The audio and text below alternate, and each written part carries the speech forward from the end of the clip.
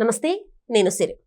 నిన్న విజయవాడలో తెలుగు రచయితల మహాసభలో ఒక కీలక నిర్ణయం అయితే తీసుకున్నారు. అదేంటంటే తెలుగు మీడియంలో చదువుకున్న వాళ్ళకి 5% ఉద్యోగాల్లో రిజర్వేషన్ కల్పించాలి అని చెప్పేసి అయితే వాళ్ళు ఒక తీర్మానం అయితే తీసుకున్నారు. మరి అది ఎంతవరకు ముందుకు వెళ్తుంది ఏంటి అనే అంశాన్ని అయితే మనకు తెలియజేయడానికి ఇప్పుడు మనతో పాటు ఉన్నారు జనసేన అధికార ప్రతినిధి శ్రీనివాస్ గారు. నమస్కారం సార్. ఇప్పుడు చూస్తుంటే ఈ విజయవాడలో జరిగింది తెలుగు రచయితల మహాసభ. అందులో ఏంటంటే తెలుగు మీడియం చదువుకున్న వాళ్ళకి 5% రిజర్వేషన్ ఉండాలి ఉద్యోగాలలో అని చెప్పేసి వాళ్ళు ఒక తీర్మానం అయితే తీసుకున్నారు. ఇది నిజంగా సాధ్యమయ్యే అవకాశం ఉందంటారా? అంటే దీని వెనక ముఖ్య ఉద్దేశం ఏంటంటే, దాదాపుగా మనకి భారతదేశంలోనే 3వ అతిపెద్ద భాష, ఎక్కువగా మాట్లాడే భాష తెలుగు భాషది 3వ స్థానం నుంచి 4వ స్థానానికి వచ్చేసింది. ఎందుకంటే మన మిగతా రాష్ట్రాలతోటి మనకి పోల్చుకుంటే ఆయా రాష్ట్రాల్లో వాళ్ళ భాషని చాలా ప్రమోట్ చేసుకుంటాయి.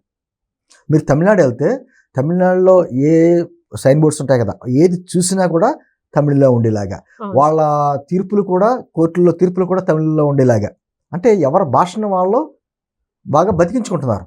మన తెలుగు వచ్చిన దరిద్రం ఏంటంటే, తెలుగు కంటే ఇంగ్లీష్ ఎక్కువ మాట్లాడిన వాళ్ళకి ఎక్కువ ప్రమోషన్ అన్నట్టుగా. అంటే ఇక్కడికి ఏంటంటే ఆంగ్లం మాట్లాడితే నీకు తెలివి ఎక్కువ ఉన్నది. అదే చాలా మంది జోక్గా మాట్లాడుకుంటారు. ఏమని మాట్లాడుకుంటారంటే, ఇద్దరు తమిళ వాళ్ళు కనపడితే తమిళ్లో మాట్లాడుకుంటారు, మలయాళీలో మాట్లాడుకుంటారు, హిందీ వాళ్ళు హిందీలో మాట్లాడుకుంటారు, తెలుగు వాళ్ళు మాత్రం ఇంగ్లీష్లో మాట్లాడుకుంటారు అనేటువంటిది వచ్చింది. అంటే మామూలుగా ప్రపంచ దేశాల్లోనమ్మా ఎవరైనా సరే ప్రాథమిక విద్య అంటే చిన్నపిల్లలప్పుడు ప్రాథమిక విద్య మాత్రం ఖచ్చితంగా మాతృభాషలోనే ఉండాలి, అప్పుడే ఆ పిల్లల్లోని విజ్ఞానం వికసిస్తుందని చెప్పేసారంటే ఇది ఒక మనం వార్త. నేను అంటుంది అది వాస్తవం.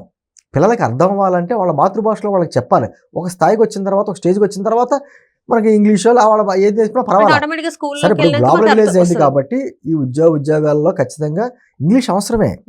ఇంగ్లీష్ అన్నది ఒక లాంగ్వేజ్, నాలెడ్జ్ కాదు. ఇంగ్లీష్ అనేది ఒక భాష, అది జ్ఞానం కాదు.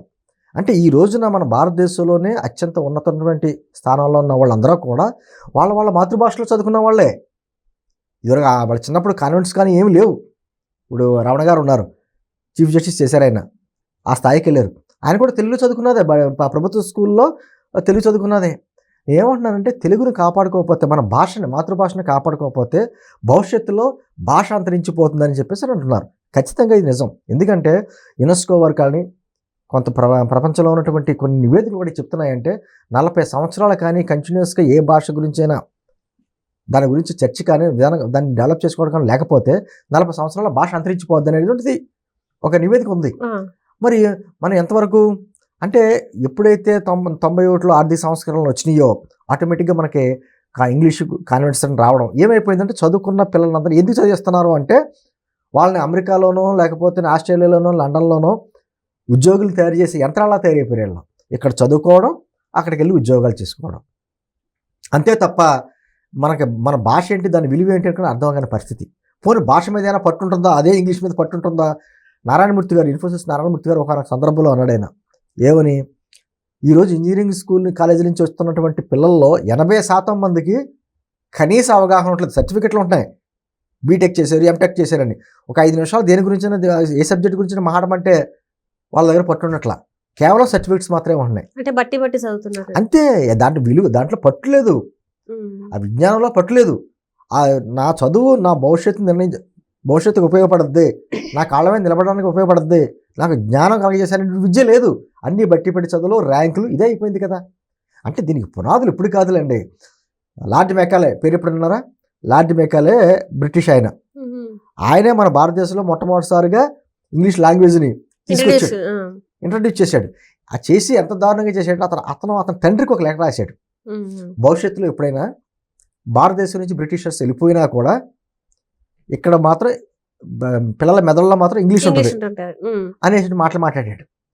ఆ విధమైన పరిస్థితి వచ్చేసింది. ఇంకా ఈ రోజున ప్రపంచంలో చైనా, జపాన్, సౌత్ కొరియా ఖచ్చితంగా వాళ్ళ భాషలోనే లాంగ్వేజెస్ ఉంటాయి. వాళ్ళు ఎంత చదువుకున్నా వాళ్ళ లాంగ్వేజ్ లోనే ఉంటుంది.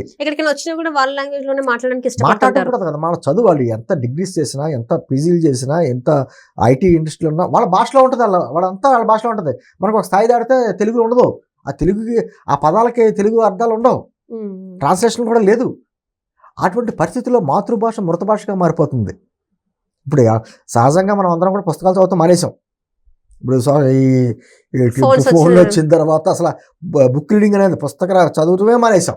నిన్న ప్రపంచ తెలుగు రచయితల మహాసభలు జరిగినాయి, 6వ మహాసభ. దాంట్లో అనేక తీర్మానాలు చేశారు. దాంట్లో భాగంగా ప్రోత్సాహం ఇవ్వడానికి తెలుగు మీడియంలో చదువుకున్న వాళ్ళకి ప్రోత్సాహం లేకపోతే తెలుగు అంతరించిపోతున్న ఉద్దేశంతో ఆ తెలుగు చదువుకున్న వాళ్ళకి ఒక 5% రిజర్వేషన్స్ ఇవ్వాలని చెప్పేసి ఉద్యోగాల్లో ఒక తీర్మానం చేశారు. అంటే ఇక్కడ చూస్తుంటే సార్, తెలుగు మీడియం అనేసరికి ఏంటంటే చిన్నప్పటి నుంచి తెలుగు అంటే మన ఈ లాంగ్వేజ్ లోనే ఉంటుంది, మన వాడుక భాషలోనే ఉంటుంది. ఒక స్థాయి వచ్చిన తర్వాత వాళ్ళకి ఎంకరేజ్ చేయరు.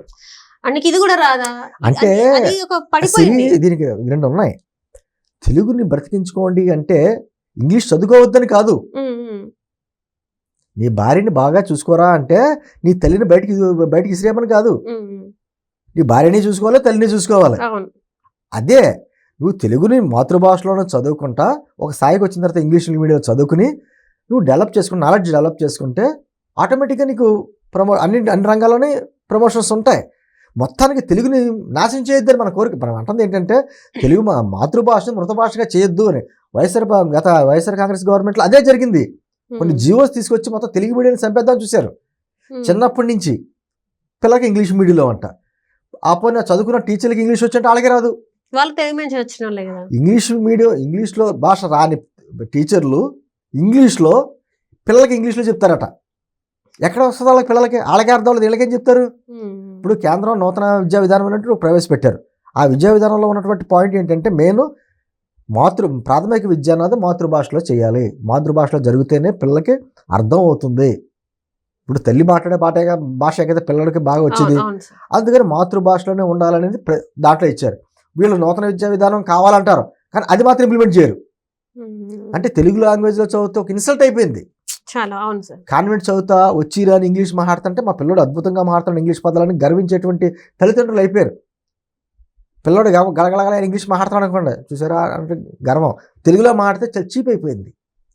అటువంటి స్థితి నుంచి మారాలి. ఎందుకంటే భాష అంతరించిపోతే మనకు మనుగడ ఉండదు ఇంకా ఖచ్చితంగా. ఎందుకంటే మిగతా రాష్ట్రాలు ఏ విధంగా చేస్తున్నాయి. ఓ పక్కన గతంలో 2014-19 మధ్యన తెలుగుదేశం గవర్నమెంట్లో కూడా అన్ని వ్యాపార కేంద్రాల్లో అంటే షాప్స్లో అట్లా పైన బోర్డులన్నీ కూడా తెలుగులో ఉండాలని చెప్పి జీవో ఇచ్చారు. లేకపోతే అంత ఫైన్ కూడా పెట్టారు. అది ఇంప్లిమెంట్ అవ్వాలా. ఈ రోజున కోర్టులో చిన్న కోర్టుల్లో కూడా ఆ తీర్పులు వస్తూ ఉంటాయి, అవి ఇంగ్లీష్లో ఉంటాయి. ఆడి కోర్టులో కేసు వేసినోడికి అర్థం అవ్వదు, తీసుకున్నోడికి అర్థం అవ్వదు. మళ్ళీ దానికి లాయర్లు కావాలి. అసలు తెలుగులో తీర్పులు ఉండాలని చెప్పి ఎప్పటి నుంచో అంటున్నారు. అది ఇంప్లిమెంట్ చేయట్లా. అదేవిధంగా జీవోస్ కూడా, ప్రభుత్వాలు ఇచ్చేటువంటి జీవోలు కూడా తెలుగులో ఉండాలని చెప్పి ఎక్కడ ఇంప్లిమెంట్ అవుతుంది? ఈరోజు గవర్నమెంట్లో ఏ గవర్నమెంట్లో చూడండి అన్ని ఇంగ్లీష్లో ఉంటాయి జీవోలు. ఎవరికి అర్థం అవుతుంది? సామాన్యులకు అర్థం అవుద్దా? నేను అంటుంది మాతృభాషలో బతికించుకుంటానే మీకు అవసరానికి ఏదైనా భాష నేర్చుకోండి. ఇంగ్లీష్ నేర్చుకుంటారా, జపాన్ నేర్చుకుంటారా, ఫ్రెంచ్ నేర్చుకుంటారా, ఏదైనా నేర్చుకోవచ్చు. నేను అంటుంది ఆ విధంగా చేసుకోకుండా కేవలం ఇంగ్లీషే నేర్చుకుంటే చాలు, అదే నాలెడ్జ్ అనుకుంటే మాత్రం ఖచ్చితంగా భాష అంతరించిపోయే ప్రమాదం ఉందమ్మా. దాని ఉద్దేశంతో నేను ఆ తీర్మానాలు చేశారు. ఖచ్చితంగా అది ఇంప్లిమెంట్ అయితే బాగుంటుంది.